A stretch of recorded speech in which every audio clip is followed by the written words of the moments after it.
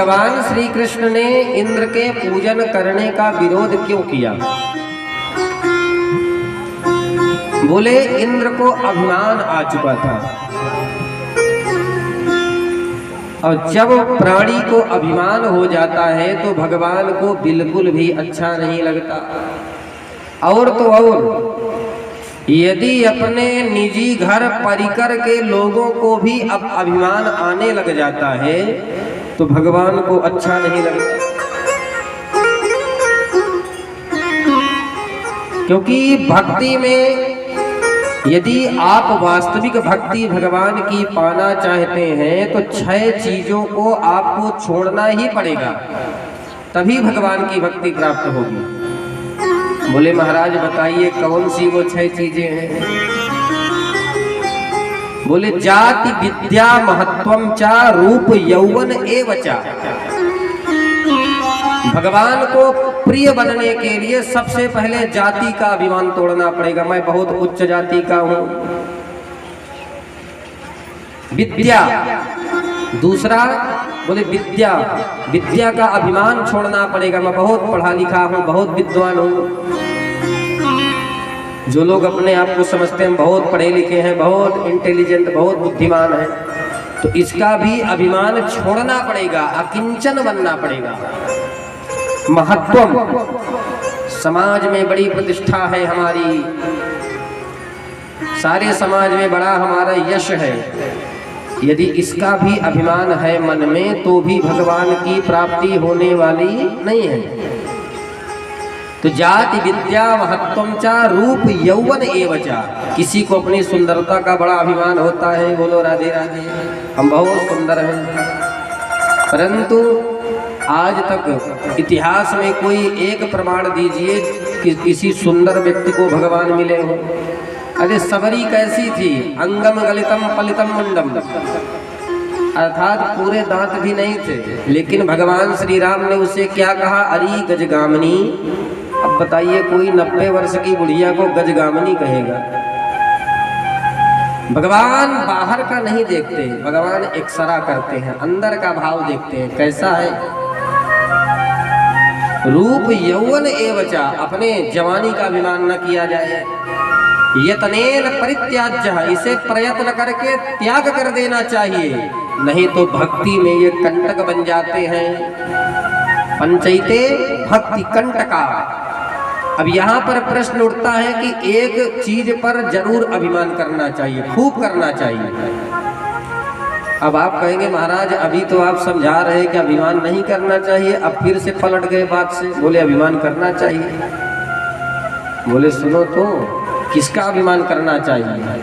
बोले केवल और केवल एक चीज का अवश्य अभिमान जीवन में होना चाहिए कि मैं भगवान का दास हूं और भगवान मेरे स्वामी हैं। आशय अभिमान जाई जनी बोले, आशय अभिमान जाई बोले, आशय अभिमान जाई जनी बोले, आशय अभिमान जाई जनी बोले। मैं सेवक रघुपति पति मोरे, मैं सेवक रघुपति रे, मैं सेवक रघुपति पति मोरे, मैं सेवक रघुपति पति मोरे। तो यदि अभिमान करना ही है तो रूप सौंदर्य धन वैभव का अभिमान ना किया जाए। किस चीज का अभिमान किया जाए? बोले केवल और केवल मैं प्रभु का दास हूं और प्रभु मेरे स्वामी हैं। इस चीज का यदि आपको अभिमान रहेगा तो निश्चित रूप से आपका परम कल्याण होना निश्चित है। एक अभिमान और करना चाहिए अपने गुरु पर। गुरु कैसे जियो? देखिए जब गुरु दीक्षा लीजिए तब खूब सोच विचार लीजिए कि गुरु जी हमारे योग्य हैं कि नहीं। यदि आपने किसी को गुरु बना लिया है तो फिर शास्त्र कहता है गुरु निंदा करना यानी घोर नरक जाना। पहले खूब जांच लीजिए, पानी पियो छान कर, गुरु बनाओ जान कर। गुरु के लक्षण क्या हैं? कैसा गुरु बनाना चाहिए जीवन में? बोले आचार्यों वेद संपन्नो, जो वेद पुराण शास्त्र को पढ़ा हो। ये नहीं कि अनपढ़ को गुरु बना लिए, कल्याण होने वाला नहीं है। आचार्यों वेद संपन्नो विष्णु भक्तो विमत्सरा, अर्थात किसी एक देवी देवता का उपासक अवश्य होना चाहिए गुरु को। यदि गुरु ही पूर्णतया भगवान से नहीं जुड़ा है, गुरु का मन ही भगवान में नहीं लग रहा, तो आपका मन तो कैसे लगा सकता है? विमत्सर होना चाहिए, अर्थात गुरु के हृदय में मन में किसी के प्रति ईर्षा द्वेष की भावना नहीं होना चाहिए। सत संप्रदाय संयुक्तो, इसका तात्पर्य क्या है? बोले गुरु भी किसी से दीक्षा लिया हो, जब तक उस मंत्र का पुरस्करण न किया हो तब तक गुरु को भी गुरु मंत्र देने का अधिकार नहीं होता। भाई अब सड़ा गला बीज आप खेत में डालेंगे तो वो आपको अन्न नहीं दे पाएगा। तो मंत्र भी कैसा होना चाहिए? जब गुरु अपने गुरु से लिया होगा, उसका जाप किया होगा, तो मंत्र में शक्ति आ जाती है। और जब उस मंत्र को आपके कानों के द्वारा फूंकता है तो वही मंत्र आपके लिए ऊर्जा प्रदान करता है। एक संप्रदाय में होना चाहिए, जैसे हमारी संप्रदाय वैष्णव है।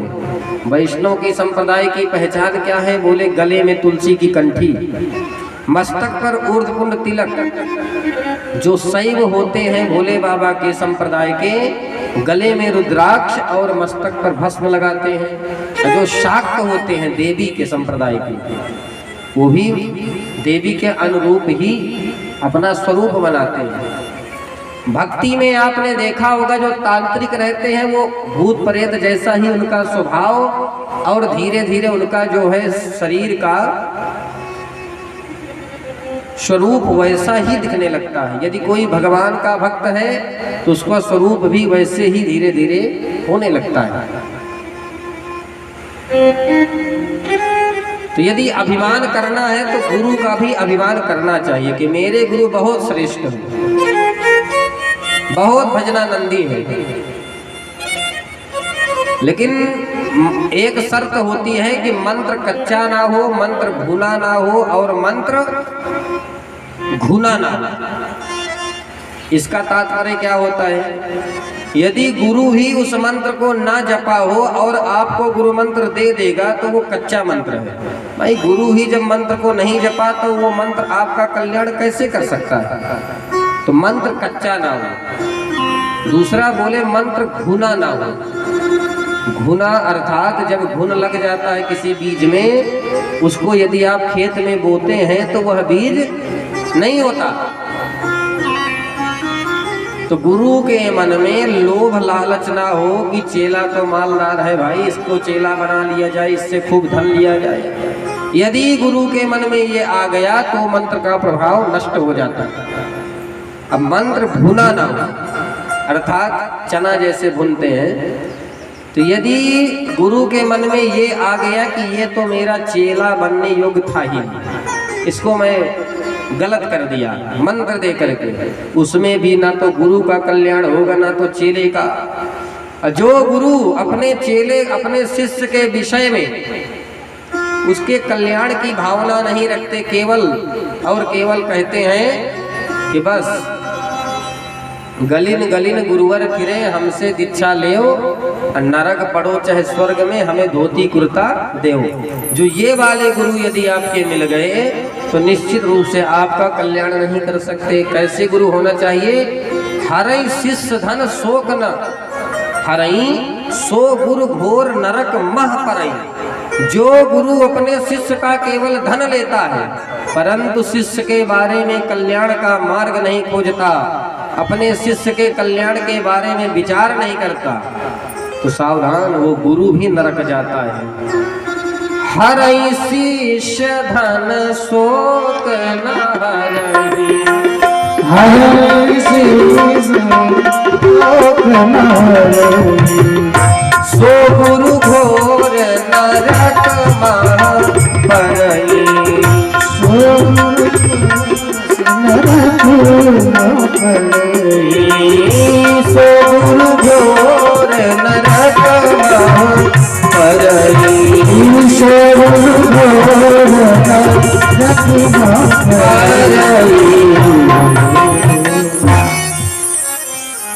इस विषय को गंभीरता पूर्वक इसलिए बताया जा रहा है क्योंकि ग्रामीण क्षेत्रों में बड़ा महत्व होता है कुल पुरोहित का, कुल गुरु का।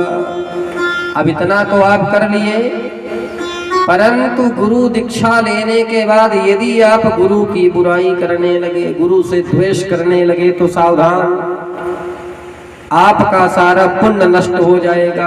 शास्त्र कहता है गुरुम हुं कृत्या तुम कृत्या, गुरु को आप कुछ न कहिए, केवल हूं और तू कह दीजिए, उतने में आपका नरक का रिजर्वेशन पक्का हो जाता है। क्यों? क्योंकि गुरु साक्षात परब्रह्म, फिर उसमें आप मनुष्य मत देखिए। मंत्र लेने के पहले खूब विचार कर लीजिए कि ये हमारे गुरु बनने लायक हैं भी या नहीं, परंतु बनाने के बाद यदि आप गुरु के बारे में कुछ उल्टा सीधा सोच रखते हैं तो फिर आपको नरक ही जाना पड़ेगा। गुरुम हुं कृत्या तुम कृत्या विभ्रम नर्जित्यवादिना श्मशाने जायते वृक्षः कंक ग्रद्धो पशे बिना, उसे नरक में जाकर के शमशान घाट का वृक्ष के गिद्ध बनना पड़ता है कई हजार वर्षों तक। तो कहने का तात्पर्य ये है बंधुओं कि भगवान को अभिमान प्रिय नहीं है। एक बार भगवान को अपने निजी परिकर को ही अभिमान आ गया। गरुड़ जी हैं, सत्यभामा जी हैं, सुदर्शन चक्र हैं। गरुड़ जी को अभिमान हो गया कि हमसे ज्यादा तेज वेग में कोई उड़ ही नहीं सकता। बोलो राधे राधे। भगवान श्री कृष्ण ने कहा गरुड़ जी जाओ हमारे त्रेता के भक्त हनुमान को बुला करके लाओ। गरुड़ जी ने कहा ये कौन सी बड़ी बात है भाई हमारे लिए। अब उड़ते हुए गए और हनुमान जी से कहा चलो हमारे द्वारिकाधीश ने आपको याद किया। हनुमान जी ने कहा कौन द्वारिकाधीश, मैं किसी को नहीं जानता। बोले चलते हो कि अभी आपको ले चलूं मैं। हनुमान जी ने क्या किया कि अपनी पूंछ में लपेट करके और गरुड़ जी को फेंक दिया समुद्र के किनारे द्वारिका में। अब गरुड़ जी फड़फड़ाते हुए निकले समुद्र से, द्वारिकाधीश के पास गए। बोले महाराज बड़ा खतरनाक दास है आपका वो। अरे उसके पास हम गए और हमें अपनी पूंछ में लपेट करके समुद्र में फेंक दिया। द्वारिकाधीश ने कहा आपने क्या कहा? बोले हमने कहा द्वारिकाधीश बुला रहे हैं। बोले यही तो गलती किया। उनसे ये बताइए कि आपके त्रेता के प्रभु श्री राम इस समय द्वारिकाधीश के रूप में विराजमान है, आपको याद कर रहे हैं। अब इस बार गरुड़ जी डरते हुए गए, दूर से ही दंडवत किया। बोले चलो आपको हमारे प्रभु बुला रहे हैं। हनुमान जी ने कहा बड़े ढीठ सेवक हो भाई, हमारे तो प्रभु केवल एक ही हैं, श्री राम। रामान नास्ति परायणम परतरम रामस्य दासोस्मि हम। अर्थात मैं प्रभु श्री राम के अलावा किसी को जानता ही नहीं। बोले वही श्री राम इस समय द्वारिकाधीश के रूप में विराजमान है। हनुमान जी ने कहा ठीक है चलो हम संध्या बंदन करके आते हैं। अब गरुड़ जी को बड़ा अभिमान था, बोले आप हमारी पीठ में बैठ जाइए। हनुमान जी ने कहा चलो हमने बता दिया ना, चलो हम आते। गरुड़ जी ने सोचा कि हमसे प्रचंड वेग में तो कोई उड़ ही नहीं सकता। गरुड़ जी आगे उड़ गए और देखा आश्चर्य कि हनुमान जी पहले ही द्वारिका में खड़े मिले। अब तो गरुड़ जी का सारा अभिमान नष्ट हो गया, क्योंकि हनुमान जी कैसे उड़ते हैं? बोले मनोजवम्मा रुदतुल्ल वेगम, अर्थात मन की गति से भगवान श्री हनुमान जी उड़ते थे। एक और हैं भगवान के परिकर में सुदर्शन चक्र। उनको इतना अभिमान है कि हमारे बराबर किसी में तेज ही नहीं। सुदर्शन चक्र में 10,000 अरे हैं। अरे का मतलब समझते हैं? जो आरी, एक एक अरे में करोड़ों करोड़ों सूर्य के समान तेज है। सुदर्शनम भास्कर कोटि तुल्यम। अब विचार कीजिए कि एक सूर्य की गर्मी हमसे सही नहीं जा रही और सुदर्शन चक्र में कितना तेज है? बोले करोड़ों सूर्य के समान तेज है। जैसे ही हनुमान जी ने द्वार में प्रवेश किया सुदर्शन प्रकट हो गए। खबरदार आप अंदर नहीं जा सकते। क्यों भाई? बोले हम भगवान के दरबार के रखवाले हैं। हनुमान जी ने कहा राम दुआरे तुम रखवारे, वो तो हम हैं, तुम कब से बन गए भाई। जब सुदर्शन नहीं माने तो हनुमान जी ने एक फूंक मारी। जिस प्रकार एक छोटे से दीपक को बुझा दिया जाता है फूंक मारकर, उसी प्रकार सुदर्शन का सारा तेज नष्ट हो गया। और क्या किया, बोले हनुमान जी महाराज बंदरों की थैली होती है ना, उसी में सुदर्शन को रख लिया। अब अंदर प्रविष्ट हुए तो भगवान के परिकर में एक और हैं देवी जी, जिनका नाम है सत्यभामा। उन्हें अपने सौंदर्य रूप का बड़ा अभिमान है कि हमसे सुंदर तो इनकी कोई रानी हो ही नहीं सकती। आज मेरे द्वारिकाधीश ने कहा देवी आज आपको सीता बनना पड़ेगा, हमारे त्रेता का भक्त हनुमान आ रहा है। अब सत्यभामा जी पूरी वाल्मीकि रामायण खोज करके पढ़ रही हैं कि भाई सीता जी थी कैसे। खूब लीपा पोती किया, 16 श्रृंगार किया और सीधे द्वारिकाधीश के बगल से बैठ गई सिंहासन में। और रुक्मणी मैया भगवान के चरणों में बैठ गई। हनुमान जी महाराज आए, द्वारिकाधीश को प्रणाम किया, भगवान के चरणों में बैठी रुक्मणी को प्रणाम किया, परंतु सत्यभामा को प्रणाम नहीं किया। बोले प्रभु ये दासी को आपने क्यों बैठा रखा है अपने बगल में, अरे मेरी माँ को बैठाइए ना। अब तो सत्यभामा जी का सारा अभिमान नष्ट हो गया कि भाई हमसे भी सुंदर कौन है। तो कहने का तात्पर्य है बंधुओं कि जो त्रेता में भगवान श्री राम की पत्नी है सीता, वो इस द्वापर में भगवान श्री कृष्ण की प्रिया रुक्मणी के रूप में आई है। अब यहाँ पर प्रश्न उठता है कि राधा जी कौन है भाई, उठता है कि नहीं प्रश्न कि जब भगवान की पत्नी लक्ष्मी का अवतार रुक्मणी है तो ये राधा कौन है। बोले राधा आत्मा तु राधिका तस्या, भगवान श्री कृष्ण की आत्मा ही राधा है, कृष्ण और राधा में कोई अंतर नहीं है। अब कुछ लोग कहते हैं कि राधा जी भगवान श्री कृष्ण की प्रेमिका थी, ये भी गलत है। आजकल बहुत गाना बने हैं, अनुचित अनर्गल राधा ने मारी मिसकाल कन्हैया, बोले हलो हलो, ये सब क्या है। मतलब हमारे देवी देवता इतने गिर गए। राधा जी का भी विवाह भगवान श्री कृष्ण से हुआ था, ब्रह्मा जी ने भांडीर वन में कराया था, गर्ग संहिता में वर्णन आता है। कुछ लोग कहते हैं राधा का विवाह ही नहीं हुआ था।